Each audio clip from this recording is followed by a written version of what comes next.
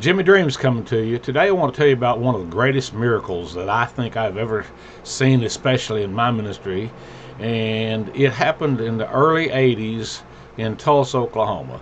Now I was preaching a revival there in the city of Tulsa, and the local Christian television station was broadcasting it. And so I had preached the revival, and it was the last night of the revival, and one of the people who came to that revival was a dear lady who ran a rescue shelter there in Tulsa by the name of, everybody called her Mother Tucker.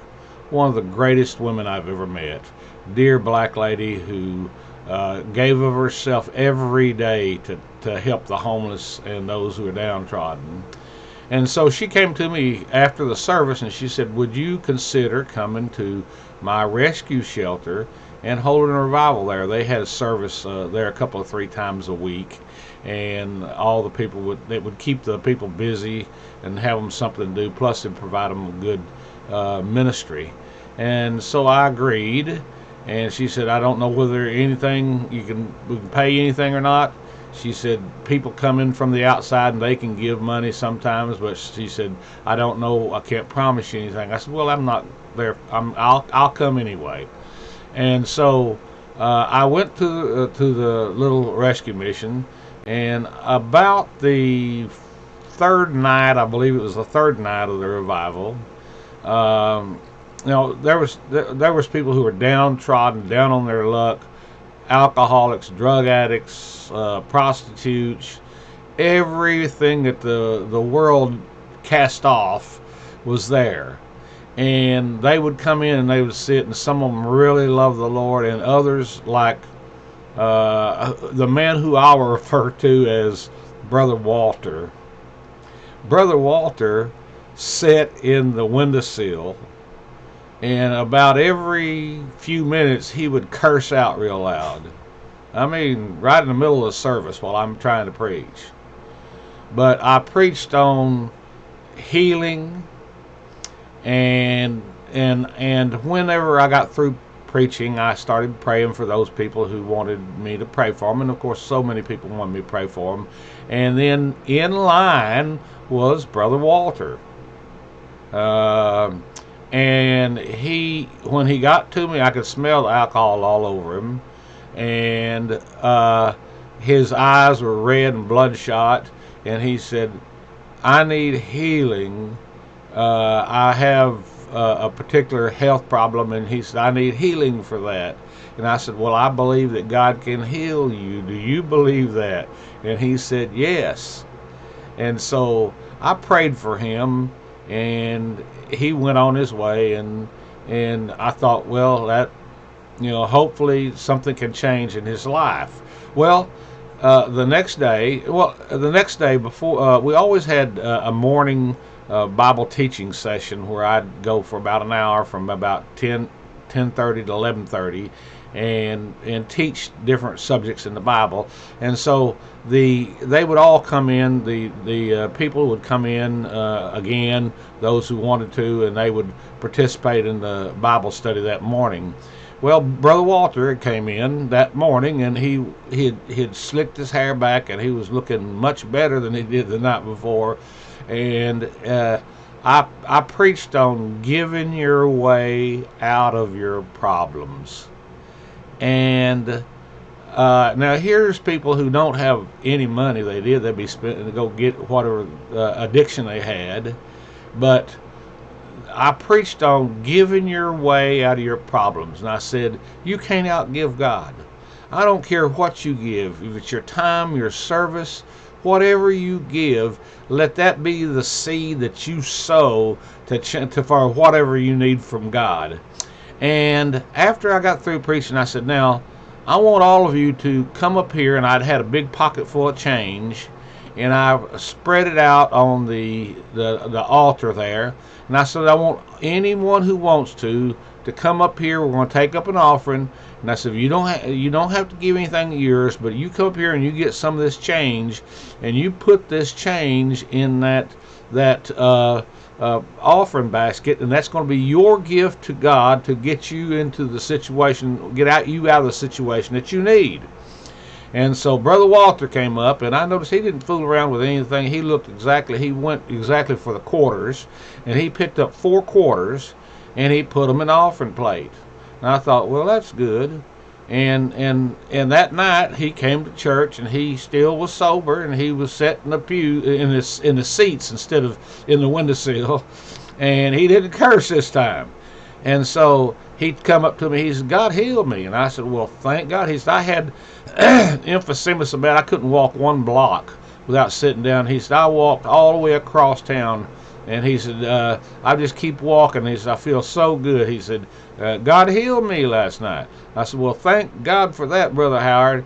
And anyway, he told me, he said, "Listen," he said, "I'm a backslidden Pentecostal preacher." He said, "I lost my family, I lost my job, I lost everything to alcohol." And he said, "All I want is to be free." And I said, "Well, I believe that God set you free."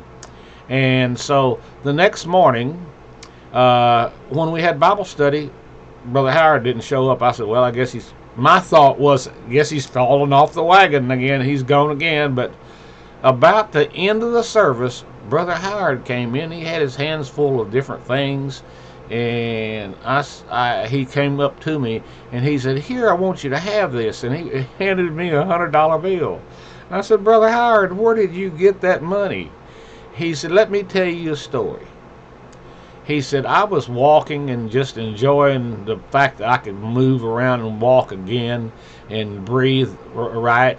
And he said, so I was walking across town, and he said, he said, I got to realizing I was too late going to be too late for the service. He said, but one of the men, one of the men from the church there, the rescue shelter, actually, it was Doyle. It was my a friend, Doyle Tucker, and Mother Tucker's son. And he was a wonderful organ player, played the organ for R.W. Shambach and for me different times, but such a wonderful man. God bless that man. He was a good man. And he said, Brother Doyle come by in his car, and he said, "You want me to give you a ride?" He said, "Yeah." He said, I'll take a ride back to the shelter. I'm going to be late for service."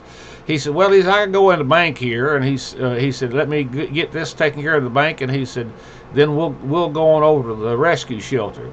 And so Brother Howard said, I went in the bank with him. He said, Doyle was up there doing what he needed to at the teller's stand. He said, I got thinking, years ago I used to have an account in this bank. He said, I wonder if there's still anything in there. And he went over to the lady and he checked.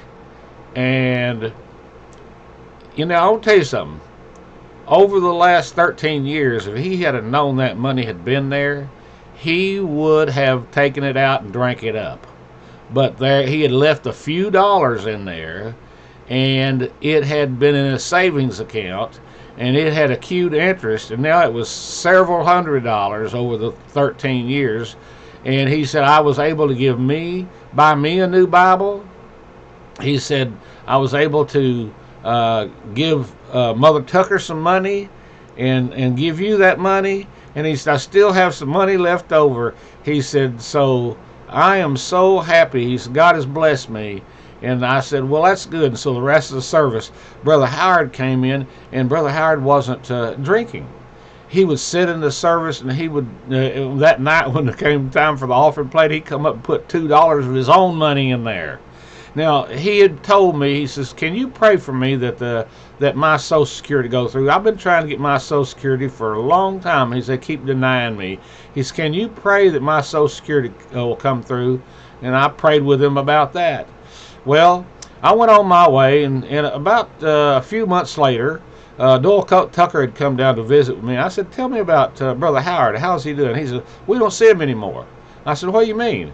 He said, listen, that man got his Social Security approved. He went and got him an apartment. He's got him a house full of furniture. He got him an old car. He's still not drinking. He's doing good. And I tell you what, that just made my heart leap to know that this man was able to be set free from the addictions that he had and from the problems he had. And God then took that 4 quarters and turned it into a miracle for him. I'm telling you, you can't outgive God. You can give all you can give, but you can't outgive God. The Bible talks about the little woman who had only a penny and she cast it in, and the big important people of the town were coming in casting in whole money bags full of money and everything, and she only had 1 penny and she put it in. And Jesus said, this woman's given more than all the rest of them. So they said, how can it be she only put in a penny? He said, she gave out of her need. And you see, that's the way to do things. You give out of your need, give to God, give who he tells you to that he lays on your heart to give to. Don't, I'm telling you, there is a lot of people out there for your money. But the thing I want you to know is that God will instruct you where to give your money if you'll listen to him. Now, I'll tell you, God is on your side. This is one of the greatest miracles that I saw. It was a life change. It was a life set free. But I have more miracles to tell you about that's happened that I've seen over the years. But this is the story of Brother Walter. Jimmy Dreams coming to you. Listen, go ahead and hit that like button, and then go to the YouTube channel and subscribe. Doesn't cost you anything, but it'll notify you whenever I get new videos coming up. And you can also get into all of my other videos that's on there. Some almost 100 of them at this time. And so like and subscribe. If you have a comment, leave me a comment. Tell me what you think. Jimmy Dreams coming to you. God bless you, and keep on keeping on.